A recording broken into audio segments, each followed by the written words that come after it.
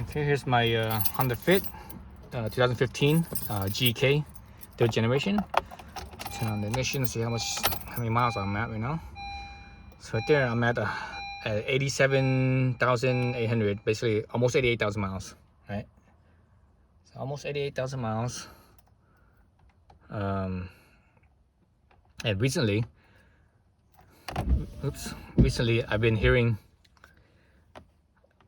just this past month or so now, actually, I've been hearing the rattle, the what do they call it, VTC or VCT rattle. And I've only noticed it, I think ever since the last oil change, which is pretty recently. I think, let me see, when was the last oil change? It was okay, 30% ago. So that's probably like 2,000 or 3,000 miles, somewhere between 2,000 or 3,000 miles ago. It sounds about right. I first noticed it like a couple thousand miles ago. Prior to that, I think I might have heard it, the rattle, like a couple times, but I didn't know what the heck it was. But that was like literally only a few times, but more recently I've been hearing it like seems like once a week or so, or only this winter though. Only like when it's really cold and I haven't driven the car in a few days. If I drive the car every day, I don't hear it. But if I don't drive the car in like say 2 or 3 days, I actually hear it. And the rattle has to do with that, the valve timing, right? The little mechanism. So anyways, so since I'm pretty much approaching 90,000 miles, I'm gonna do it. I need to go in there and change that little spring. And since I'm at that time, or that pretty much I'm out in about, I'm gonna go in and change a bunch of other things too. I'm gonna change the serpentine belt, and I actually look at the serpentine belt and I can see it's kind of I can see the little cracks. I'm gonna do the valve adjustments. I'm actually gonna do the walnut blasting for the intake valves. Change a few things, spark plugs. I'm not sure. I'm still debating if I'm gonna change the ignition coils or not. So the original ignition coils, these coils right here, these are Hitachis. I didn't realize they were Hitachi, but now I just look at them right here. It says Hitachi right there. So if I do replace them, I'm gonna probably replace them with the NGKs.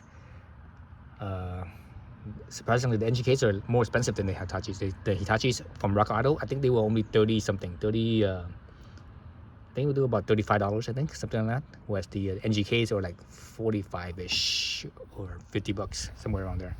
So it's about $15 more for the NGKs. So if I do change them, I'll probably go with the NGKs, but I probably won't do. I think because nothing wrong with these. No trouble yet. So, but apparently, I'm doing some research on these coil on, these ignition coils, the coil on plug. And for the most part, the research I've looked into it, they say it usually goes around 100,000 miles. Is about how long they last. So the more that's due, but again, if it ain't broke, don't fix it, right? Don't need to spend the money until when something goes up, then maybe change it. But I'm still debating that because if I buy new ones, it's gonna cost me like basically $200. Let's see what else I'm gonna do. I think I'm going to open up the starter and blow it out, because the starter is down right in here. Since I'm already gonna take all this stuff out, I'm gonna open it up and I'm just gonna blow out all the whatever debris, because the starter is a brush starter. It's not brushless. So the brush starters over time, all the brushes, as they wear, they have that little dust and stuff in there. So I'm gonna open that up, just blow it out real quick, just clean it out real quick, spray some electrical cleaner in there, right? Electrical contact cleaner. That'll clean it up in there. What else am I gonna do? Spark plugs. Did I say spark plugs? Change the spark plugs. Let's see. Let's look at my box of goodies here. Got a box of goodies. Let's see what I have here. What I'm gonna change. So I got some springs from Spring. Let me see, what do they call spring something. Canadian company. What do they call it again? So this is for the VTC. What's the company called? Spring something. Oh shit, we don't even say what the heck's the company called? Oh yes, Spring Start. So anyways, so they give you two springs. They give you a firmer spring. I think this is the firmer spring, the longer one, and the softer spring. It says right here 2015 to 2020 fit, right? So I think I'm gonna use the firmer spring most likely. I think in the instructions in here somewhere they say which one's which. One's for a little bit firmer, one's a little bit softer. But I think that even the softer one, I believe is still firmer than the. I think they mentioned it's still firmer than the stock OEM spring. So that's for the VTC. Change that out. Got my spark plugs. I'm gonna use the ruthenium. So the original one's not the ruthenium. The original one is they call it laser iridium. So the ruthenium is supposed to last a little bit longer. So got that. PVC valve. I have a new PVC valve here. I'm gonna change that. Here's my new belt. OE belt, and I think the OE belt is made by Bando, I believe. Let's see, blah blah. It says Honda, but I think it's made by Bando. Is it by Bando? No, it doesn't say Bando on here. Let's see. Oh no, it doesn't say Bando. Oh, that's interesting. I could have swore it was made by Bando, but this one doesn't say Bando. Let's see, what's that? EPDM? Never heard of that. Oh, here it is, Bando. Right here. So it is a Bando belt. So the OEM belt's kind of expensive. It's like 30 bucks, I think, or 35 bucks. If you buy an original Bando from Rock Auto, it's only like, I think it's only like 10 bucks or 12 bucks or something like that. It's like 1/3 the price basically. And it's probably the same belt. So I got my gaskets. So here's my valve cover gasket right here. There's a valve cover gasket. I got the when you take off the intake manifold, right? You have to replace the gaskets. So got 4 of them. This one is the throttle body gasket, I believe. Let's see. Oh, got my new windshield wipers. So I forgot I even ordered these. Okay, got new windshield wipers. And since I'm replacing the PVC valve, okay, I'm gonna maybe replace the hose as well for it. I'm not sure if I need to replace this hose on. I don't think so, but I just ordered one anyways because it was pretty cheap. It was only like I think it was only like $5 or something like that, so it's no big deal.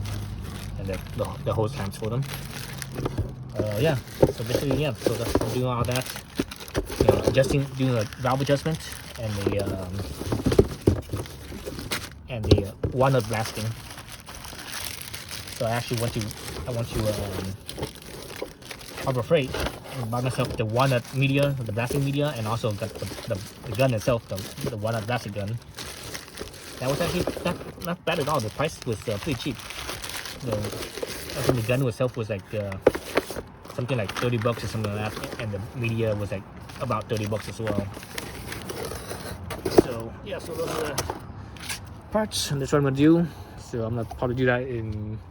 It's still kind of drizzly raining right now, so I'm not gonna start now. I'm gonna wait until after the rain. So maybe tomorrow I'll start taking out everything and doing you know, looking at this. Let's see what else I'm gonna do. Let's see, I bled the brakes recently. I think like a month or so ago. What I haven't done is and I don't think I've ever done this on this car, is I never bled the clutch. So if you look straight down right here, the hoses, this is a manual transmission, right? So right there, that thing right there, see what that little bellows thing right there? So that's the clutch. So you can see the bellows part is connected to that little lever right here, that metal lever right there. That feeds into the transmission, actually not the transmission, the clutch bell right there, which is connected to the transmission obviously. But anyways, it's hydraulic, right? It's hydraulic. And here's the bleed nipple right here. There's the coolant reservoir and that little rubber thing right here at the right there. That's the bleed nipple. So on this one, I'm not sure if it's if I need to pump the clutch pedal or if I can just open it up and it's gravity. If it's gravity, that's great. So I could just stand right here with the wrench and just open it up and let it, let it run out, and just keep my make sure my brake reservoir doesn't drop below minimum, and or just bring it to minimum. Then once it gets to minimum, I could just close the nipple up right here down here, and top off the reservoir, and it's done. You don't have to do anything else. So it might be like that, but I'm not sure. Again, I never done this one before, so I think that's about it. I don't see doing anything else. I don't think, you know what? I think I'm gonna change the ignition coil. I think I'm gonna go maybe like 150-ish thousand miles. I think I'll change the ignition coil probably when the water pump is due, because that's the water pump right down here. So the water pump usually goes around 150 or so thousand miles. So when I get to 150, I'll change the water pump and the thermostat. I'm not sure where the thermostat is. Probably down there somewhere. And I'll change the coil too at the same time. So that's a long ways away, So right now it's only at it's basically 90,000 miles.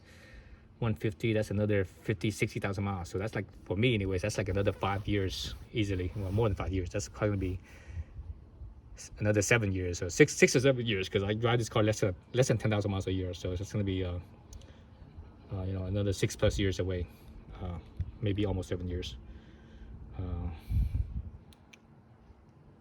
Let's see what else I'm gonna do with this thing. I think that's about it. I think I showed a different video, but I recently swapped my battery from my Miata to the Fit. So now it's the 151R battery. Right, the original Fit battery is 151R. The Miata battery is 51R. So this is the 51R. So it's about that much shorter, right? The Fit battery is like that much shorter. So it came up to about right here, right? Like easily a couple inches shorter. I did that because I wanted a lighter battery in my Miata. So yeah, so that's about it for the Fit. What I plan on doing anyways. Because I was gonna wait until 90,000 miles to do the 90,000 mile service, but when I started hearing that rattle of the VTC more recently, I'm like, I don't like that. Especially more often. If it was like once a month, I probably would have went until 90,000 miles. But the last couple of weeks, I've been hearing it like, I've heard it at least twice already in the last couple of weeks. So I'm like, okay, I better do it now rather than wait a couple more thousand miles. So I'm gonna do that. Yeah, so that's about it. So that's the update on the Honda Fit and the 90,000 mile service that I'm gonna be doing. I already did the coolant change. I already changed the coolant. I already bled the brakes. That was only not too long ago. The coolant and the brakes I did not too long ago. Only in the last month or so I did that. So I do a little bit at a time, when I have time.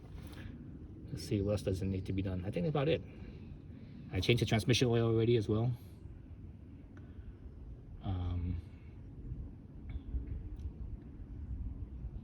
Actually, did I change the transmission oil? Now that I think about it, did I change the transmission oil? Actually, no. Well, yeah, I did. I changed the transmission. Well, not recently. The transmission oil I changed last summer.